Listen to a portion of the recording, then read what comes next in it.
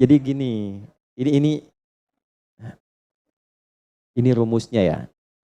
Ini jarang diketahui nih, tapi insya Allah kalau paham ini, insya Allah senang menikmati. Tapi jaga ya, ini rahasia di antara kita aja nih. Gini, dalam fikih rizki itu ada 3 hal yang pokok. 1, rizki itu akan diberikan. Rumusnya ya, akan diberikan saat ikhtiar kita keluar. Apapun jenisnya. Sudah jelas itu. Ya. Itu ada di Quran surah ke-51. Sudah?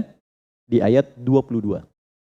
Wa fis samaa'i rizqukum wa ma tu'adun. Dan di langit telah ditetapkan kadar rizkimu. Dan dijanjikan oleh Allah pasti diberikan. Nah, kapan itu diberikan? Ketika ikhtiar kita keluar. Jadi yang laki-laki, yang ikhwan ini, contoh ini, kita sudah siap saja untuk keluar, baru bawa map melangkah untuk menjemput rezeki Allah, ya, itu sudah ditetapkan keluar. Cuma sampainya kapan kita terima, nanti ada aturan lagi yang mengikat. Ya, sesuai dengan kadar niat nanti. Niatnya apa nih? Apakah mencari rezeki untuk kebutuhan dunia saja? Apakah mencari rezeki untuk mendapatkan ridha Allah? Ya kan? Niatnya bisa berbeda. Nah, berdasarkan niat itu nanti Allah arahkan untuk mendapatkan yang terbaik. Tapi berlaku hukum kedua, ikhtiar Anda itu telah mengeluarkan rezeki dan tidak akan menguranginya. Ya, paham dulu sampai sini dulu ya, pelan-pelan dulu. Nah, handphonenya turun dulu supaya fokusnya nyimaknya maksimal ya, supaya maksimal nyimaknya, tenang. Ini direkamnya bisa diulang nanti kalau supaya maksimal ngelihatnya. Jadi ini yang pertama dulu. Rizki sudah ditetapkan, pasti diberikan. Cara Allah memberikan, kita bergerak, itu rizki ditetapkan turun. Jelas? Nah, diterimanya oleh kita, nanti kembali berdasarkan ikhtiar kita dan niat kita untuk mendapatinya. Innamal a'malu bin, ya, itu dalil hadisnya. Jelas ya? Sampai sini dulu. Yang kedua, rizki tidak akan tertukar dan berkurang. Karena kadarnya sudah pas. Ya, tepat, pas. Tidak ada yang berkurang. Dan tidak akan tertukar. Kalau Anda yang berikhtiar, tidak mungkin datangnya ke teman Anda. Mustahil. Kalau kita yang berikhtiar, tidak mungkin kepada saingan kita. Itu mustahil. Ya, kan ada persaingan dalam bisnis kadang-kadang kan. Kalau Anda yang ikhtiar, tidak mungkin ikhtiar Anda hasilnya diberikan kepada lawan bisnis Anda. Itu mustahil. Pasti jatuhnya ke Anda juga. Tidak akan ke yang lain. Kecuali dalam satu bab rumah tangga. Ya, usaha ayah kadang diberikan rizkinya mengalir kepada anak, atau usaha anak akan mengalir kemudian dampaknya kepada orang tuanya. Itu sudah rumus. Ya, awas hati-hati. Jadi kalau Anda ingin mudah berkehidupan ke depan, didik anak dekat dengan Allah. Ketika anak itu jadi baik, keberkahan pada anak itu akan menular kepada kedua orang tuanya. Ya, Bapak Ibu pengen haji, nabung banyak, belum berangkat, sudah antrian panjang, tuh kan? Tapi tiba-tiba ada orang yang tetangga anaknya penghafal Quran 30 juz, dapat hadiah haji, orang tuanya ikut, bapaknya ikut, ibunya ikut, gurunya ikut. Tuh. Ya, jadi nanti ada 2 ayat di dalam Al-Quran yang menjamin usaha orang tua mengalir ke anak, usaha anak mengalir kepada kedua orang tua. Babnya keluarkan kalau ingin mudah. Nah, yang ketiga, nanti saya urutkan di papan tulis supaya memudahkan itu. Yang ketiga, ini yang paling penting untuk disadari, urut dulu ya. 1, rizki telah ditetapkan untuk diberikan sepanjang kita mau berikhtiar untuk menjemputnya. 2, rizki tidak akan berkurang dan tidak akan tertukar. Baik ya? Jelas sampai sini?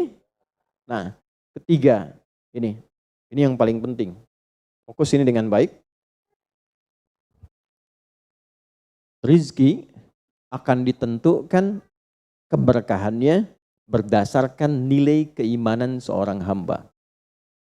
Catat ya, rizki akan ditentukan kadar keberkahannya. Saya bicara berkah dulu tuh. Berdasarkan kadar keimanan seorang hamba. Yang ketiga ini kaidah khusus yang membedakan antara beriman dengan belum beriman. Sebab kita bisa bertanya kepada Allah, ya Allah, saya sudah beriman. Ada hambamu belum beriman. Apa yang membedakan iman saya dengan hambamu yang belum beriman terkait dengan persoalan rizki? Maka turun nanti ada ayat tentang rizki yang dikaitkan dengan iman. Sekarang kita praktekkan pelan-pelan. Ada rizki. Ada yang namanya rizki? Ada ya? Nah ini ya. Ini bab tentang Anda nih.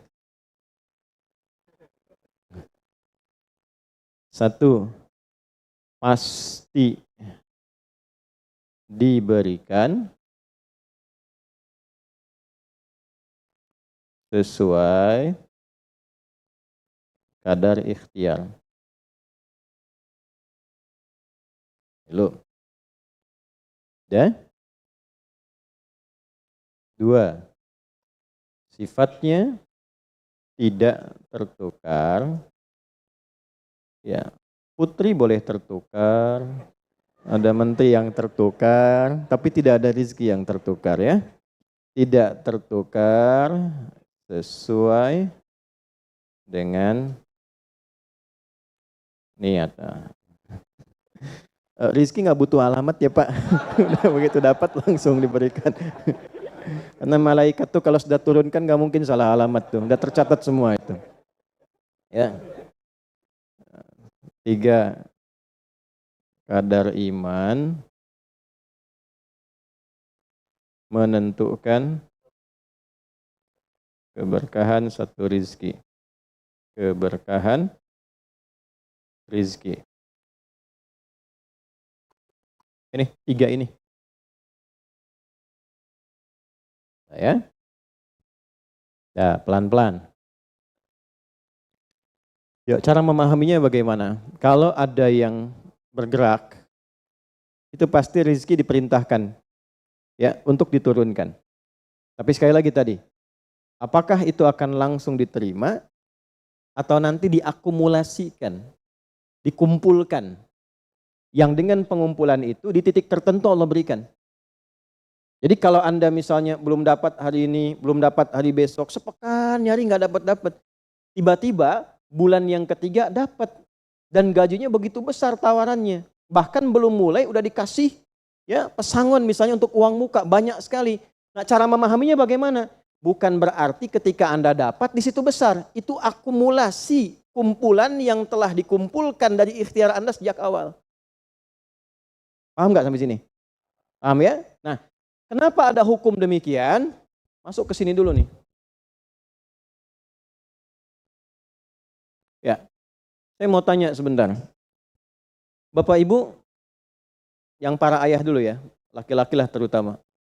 Kalau mencari rizki dalam konteks bekerja ya, untuk materi. Karena rizki itu nanti ada ketenangan, anak-anak, keturunan itu rizki juga.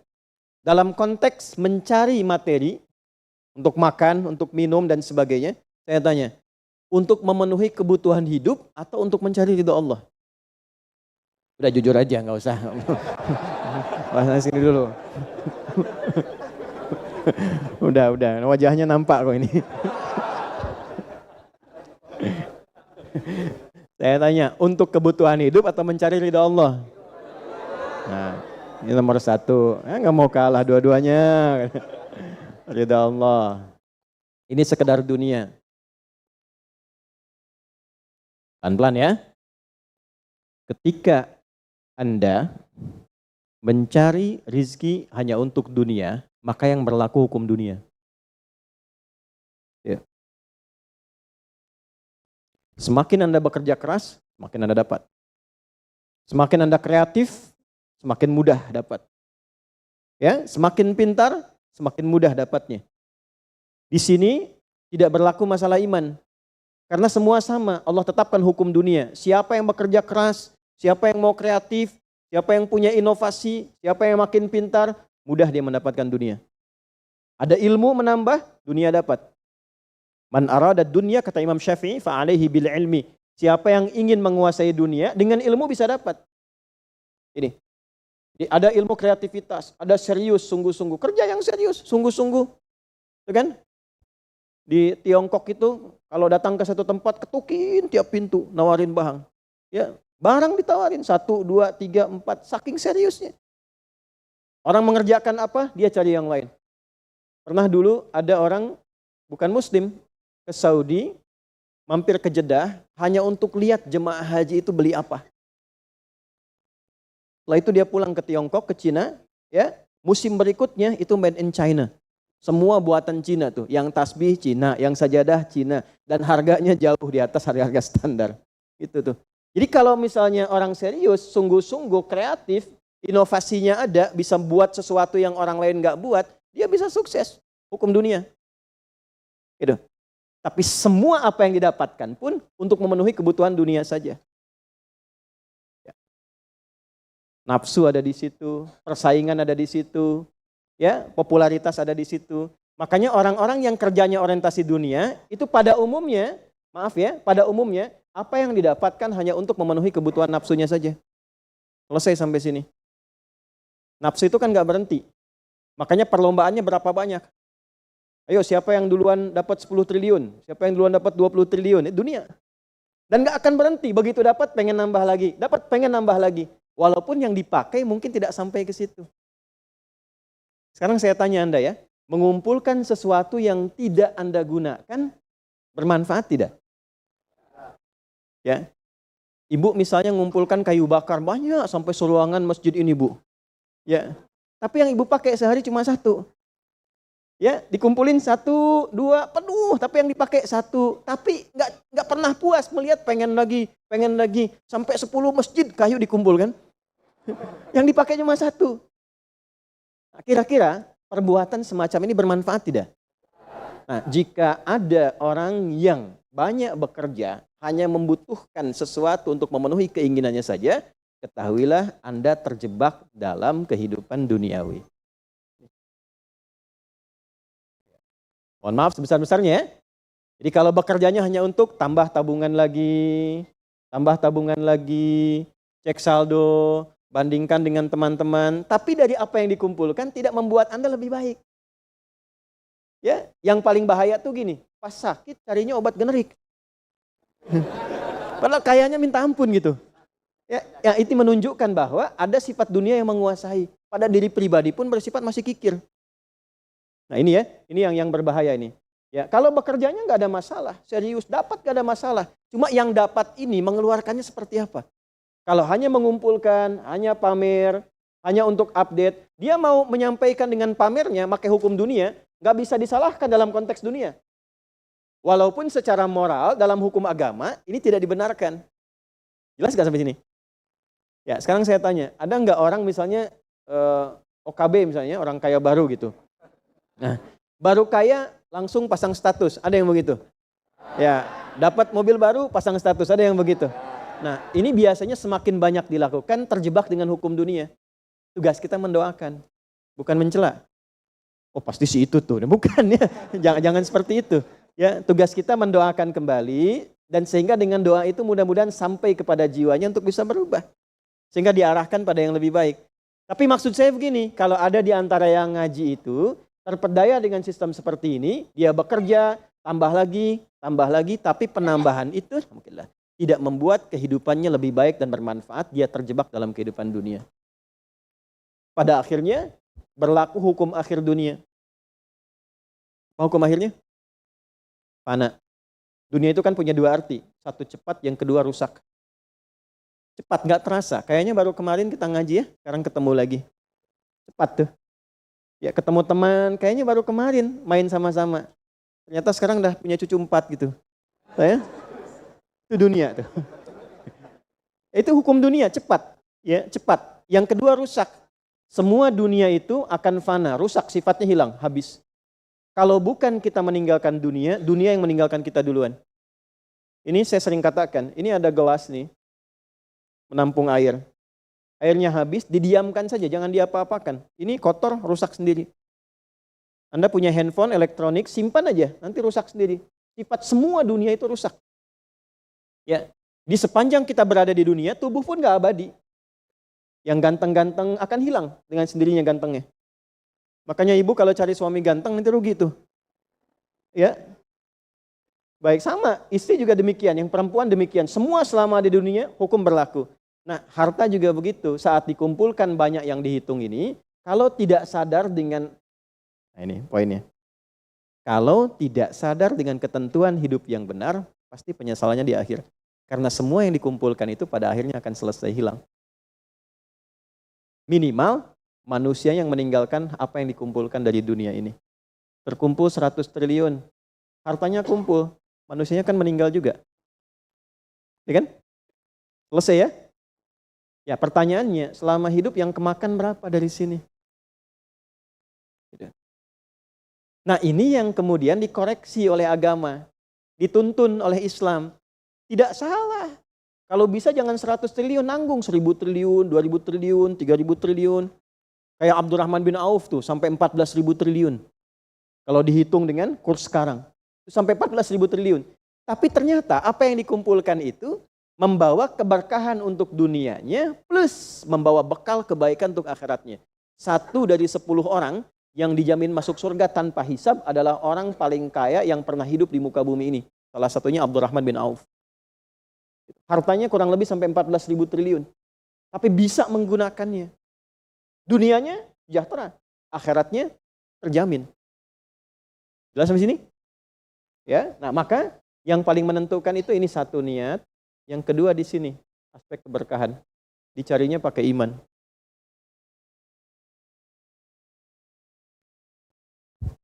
Maka niatkan yang pertama, upayakan setiap pencarian itu gunakan fungsi imannya untuk mencari ridha Allah.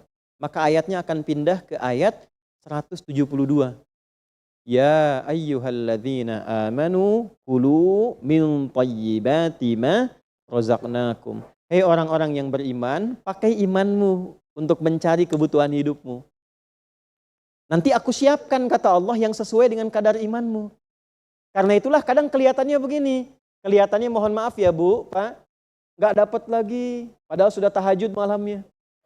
Udah puasa, udah baca Quran, lamar nggak dapat lagi. Ini nggak dapat lagi. Bukan karena ini Anda nggak bisa dapat, bukan. Karena belum cocok dengan iman Anda. Ini belum thayyib. Belum thayyib. Belum ada baiknya. Mungkin ada bagian dari usaha itu yang kurang cocok untuk iman. Tapi ikhtiar Anda mencari, itu oleh Allah ditetapkan. Setiap dia berangkat, tuliskan.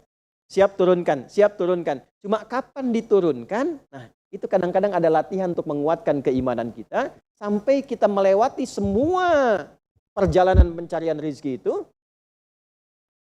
baru diturunkan. Dan hebatnya, dalam mencari ini, Allah berikan bonusnya. Ada bonus pengalaman. Pernah sakit, pernah capek, pernah naik ini, pernah naik itu, tanpa sadar itu yang menempa dirinya menjadi sosok yang lebih kuat, lebih baik, yang ketika rezekinya diberikan seutuhnya, dia sudah bisa menggunakan rezeki ini sesuai dengan pengalaman sebelumnya. Nah, yang mahal tuh ini. Makanya Abdurrahman bin Auf itu kan diambil dulu, dirampas hartanya, berangkat 400 km, jalan kaki, nggak bawa apa-apa, dipakai dulu ilmunya, belajar dulu jadi penyalur, dapat upah, dapat bonus dulu, baru dipakai lagi. Tapi perjalanan itu menempa hidupnya dengan iman sehingga jadi orang terkaya yang pernah tercatat dalam kehidupan di bumi sampai hari ini. Jadi kalau satu kali Anda melamar kemudian ditolak pekerjaan, jangan langsung simpulkan tidak diberi. Alhamdulillah ya Allah yang telah memberikan kepadaku rizki yang baru berupa penolakan ini untuk menguatkan iman dan mentalku untuk menjemput rizkimu yang lebih baik daripada ini. Jelas ya? Nah ini poin-poin ini yang mahal. Nanti kalau sudah dapat ilmu ini, yang lainnya akan lebih mudah. Nah, jadi jangan disimpulkan, ya Allah aku sudah ngaji, aku sudah tahajud, kurang apa lagi? Sampai hari ini aku belum dapat. Nah itu sesuatu yang tidak tepat untuk keluar, tapi juga bisa dipahami karena boleh jadi belum mendapatkan pencerahan sesuai dengan bab rizkinya. Nah pada akhirnya dikembalikan, kalau sudah dapat itu ditanya balik oleh Allah, itu mau dipakai apa? Toh pada akhirnya aku yang cukupkan. Ya, falyanzuril insanu ila ta'ami. Yang pertama kebutuhan makan kita pastikan dengan baik. Allah yang kasih, masa digunakannya untuk mencari yang tidak baik? Jelas?